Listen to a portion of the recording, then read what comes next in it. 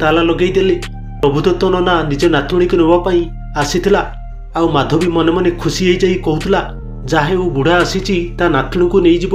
ଆଉ ମାଧବୀ କହେ, ଘଟଣା କ'ଣ କି?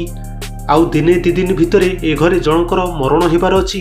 ଆଉ ଏ କଥା ଶୁଣି ପ୍ରଭୁଦତ୍ତ ନନା ଆଶ୍ଚର୍ଯ୍ୟ ହେଇଯାଆନ୍ତି। ଆହୁରି ମାଧବୀ କହନ୍ତି, ଏ ଘରେ କିଛି କ୍ରିୟାକର୍ମ ହେଲେ ଆପଣ ଆସିବେ ତ?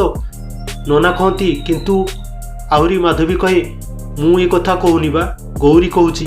ଆଉ ନନା କହନ୍ତି, ଏ ଜାଣିଲେ କେମିତି? ଆଉ ମାଧବୀ କହେ, ନନା ଆପଣ ଯାହାକୁ ଦେବୀ ବୋଲି ଭାବୁଛନ୍ତି ସେ ମୋତେ ଜମା ପସନ୍ଦ କରନ୍ତିନି, ସେଥିପାଇଁ ସେ ଏସବୁ ଅପପ୍ରଚାର ଚଲେଇଛି। ମୁଁ କାଳେ ପୋଡ଼ି ହେଇ ମରିଯିବି, ସବୁ ମୋତେ ଡରେଇବା ପାଇଁ ଏସବୁ ସେ ଚଲେଇଛି। ଏ କଥା ଶୁଣି ପିୟୁଷ, ଚନ୍ଦନ, ପିୟୁଷୀମା ରାଗରେ ଗରଗର ହେଉଥିଲେ।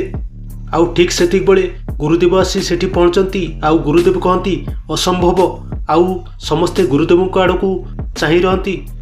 ଆହୁରି ଗୁରୁଦେବ କହନ୍ତି, ଗୌରୀ କେବେ ମିଥ୍ୟା କଥା କହନ୍ତିନି, ମାଧବୀର ମୃତ୍ୟୁ ସୁନିଶ୍ଚିତ। ଆଉ ଏ କଥା ଶୁଣି ମାଧବୀ ଛାନିଆ ହେଇଯାଏ। ହଁ ଦର୍ଶକ ବନ୍ଧୁ, ଭିଡ଼ିଓଟି ଯଦି ଭଲ ଲାଗିଥିବ ତାହେଲେ ଗୋଟେ ଲାଇକ୍ ଏବଂ ଚ୍ୟାନେଲଟିକୁ ଅବଶ୍ୟ ସବସ୍କ୍ରାଇବ୍ କରିଦେବେ।